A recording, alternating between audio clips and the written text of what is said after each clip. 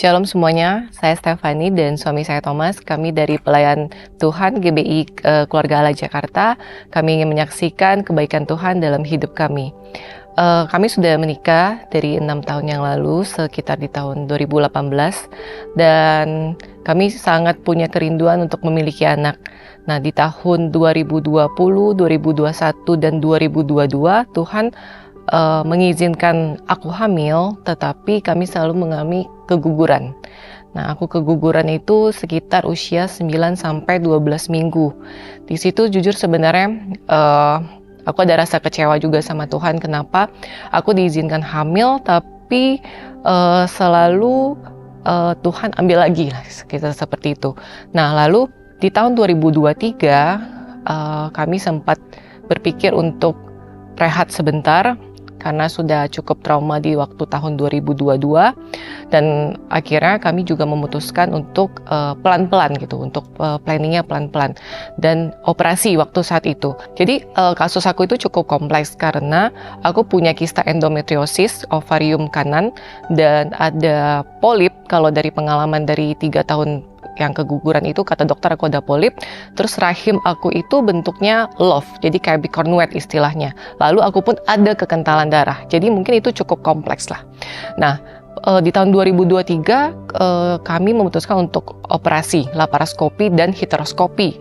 Lalu di tahun 2024 kami masih punyalah kerinduan untuk memiliki anak, walaupun sebenarnya ada rasa kayak child free aja atau pasrah gitu, karena masih ada sedikit trauma. Di bulan Februari 2024 kami memutuskan untuk melakukan inseminasi, tetapi juga gagal. Di situ aku mulai kayak, aduh Tuhan, ini harus apa lagi yang kami lakukan? Aku sempat juga berpikir untuk IVF, tapi ternyata banyak dokter bilang kalau case aku itu tidak cocok untuk IVF karena aku bukan yang tidak bisa hamil, tetapi selalu hamil dan mengalami keguguran berulang. Dan pada akhirnya aku menemukan satu dokter di RSPI yang memang pro keguguran. Sebenarnya di tahun 2024 itu aku pernah berdoa sama Tuhan di awal tahun. Tuhan, aku bilang, boleh nggak Tuhan, aku itu pengen hamil dan sampai melahirkan serta membesarkan anakku.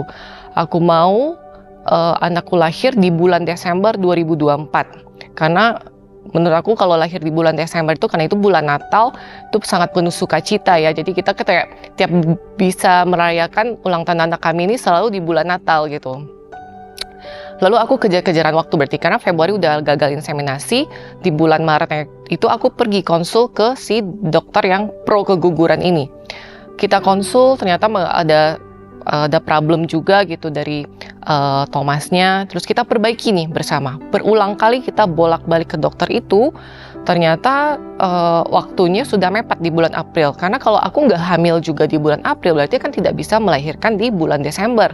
Nah, pada saat terakhir aku ke dokter itu, dokter bilang gini, sel telur kamu juga belum mumpuni nih gitu, belum matang, belum besar, kamu juga belum begitu bagus, dinding rahimnya begitu bagus. Di situ aku merasa sangat-sangat kecewa. Kenapa? Karena kalau aku tidak hamil juga di bulan April atau Mei 2024, aku tidak akan bisa punya anak lahir di tahun 2024 Desember. Lah, di situ akhirnya kita putuskan untuk pulang dengan tanpa apa-apa gitu. Padahal dokter juga memberikan aku kayak satu obat untuk peluru menstruasi gitu, biar aku mens gitu di bulannya, dipercepat lah intinya. Nah, terus pada malam harinya itu saya dan suami juga mengambil satu kayak berdoa lah, kita berdoa ini bagaimana gitu kan, karena pada saat itu sudah mepet waktunya. Kita berserahkah menunda untuk program di bulan berikutnya atau kita coba? Lalu kita berdoa, kita tanya Tuhan, akhirnya kita memutuskan untuk sudah kita coba secara alami saja tanpa bantuan dokter. Kalau memang jadi itu memang rencana Tuhan terjadi dalam hidup kita. Tapi kalau tidak pun ya sudah, kita mundur di bulan-bulan berikutnya. Jadi aku pasrah, tapi kita tetap mencoba dengan proses, dengan berdoa, dengan iman sama Tuhan. Tapi aku juga pernah berdoa begini sama Tuhan, Tuhan, kalau memang Tuhan izinkan aku hamil tahun ini, tolong Tuhan jaga, pelihara anak ini sampai lahir, sampai kita bisa lihat anak ini Tuhan. Aku bilang, karena Aku nggak mau Tuhan akhirnya keguguran lagi. Kalau misalkan terjadi keguguran lagi, aku lebih baik tidak usah hamil Tuhan. Dan aku mau Tuhan anak ini lahir di bulan Desember 2024. Aku juga minta sama Tuhan anak ini sehat, dilindungi Tuhan. Aku hamil dengan lancar, tanpa drama, tanpa mual, tanpa bed rest. Karena aku sudah mengalami 3 tahun keguguran berturut-turut itu, aku selalu bed rest gitu. Pokoknya susah deh itu pas hamilnya. Jadi aku mau ini menjadi benar-benar anak spesial yang Tuhan lindungi semuanya. Puji Tuhannya, mujizat terjadi. Mujizat benar-benar terjadi. Itu benar-benar kami tidak menyangka sama sekali. Di bulan Mei-nya aku iseng tes pack, itu aku hamil, positif hamil. Tapi apakah aku mengalami sukacita pada saat aku tahu aku hamil? Enggak. Kenapa? Karena aku sudah trauma dengan kejadian berulang 3 kali tersebut. Apakah ini aku akan kehilangan lagi? Atau aku memang bisa melahirkan dan sampai membesarkan anak itu? Itu yang menjadi pertanyaan pertama dalam hidup aku. Terus aku selalu bawa dalam doa, kita berdua selalu bawa doa bahwa anak ini pasti lahir, pasti selamat gitu. Kita ke dokter, kita konsultasi, bulan demi bulan Tuhan jaga. Dan betul-betul Tuhan kuatkan.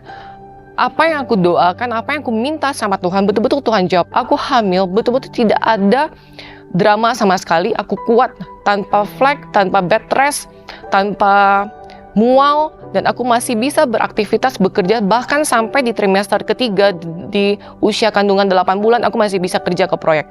Itu betul-betul luar biasa. Tuhan betul-betul memberikan mujizat yang besar buat kami. Kami pun tidak menyangka, dan memang berita ini kami keep sampai usia kandungan 5 bulan. Kenapa? Bukan kami tidak mau mengumbar sukacita, tapi memang sedikit masih ada rasa kami keep dulu lah buat kami pribadi. Dan akhirnya menceritakan ke orang Komsel. Tapi yang ajaibnya, ini juga mujizatnya. 1 minggu sebelum kesaksian, itu kakak aku WA gitu. WA dengan bilang, berdoa untuk aku. Kakak aku doa, akan ada anak mujizat Tuhan, lagi itu ada mujizat Tuhan, akan ada anak perjanjian Tuhan untuk kamu, Stephanie. Aku sampai WA, Ci, aku bilang, kok Cici tahu? Aku bilang gitu kan. Padahal aku gak cerita sama siapa-siapa. Cici tahu dari mana gitu kan. Terus dia bingung, hah, apaan sih gitu kan. Kok kamu bilang apa, kok gak nyambung. Terus aku langsung telepon, Cici tahu dari mana? Loh kenapa? Dia nanya, kamu hamil? Kata gitu. Iya, loh aku tuh WA tuh bukan karena tahu kamu hamil loh. Tapi kayak Cilani kan, ketua KKS aku tuh kayak dapet favor lah gitu kan, harus mendoakan aku. Terus akhirnya kita open gitu. Kita open, aku kesaksian di Komsel, semuanya juga bersuka cita karena ini memang kabar gembira ya untuk kami semua. Nah, lalu singkat ceritanya juga kami sehat lah gitu. Kandungan ini sehat sampai usia ke 9 bulan kurang lah gitu.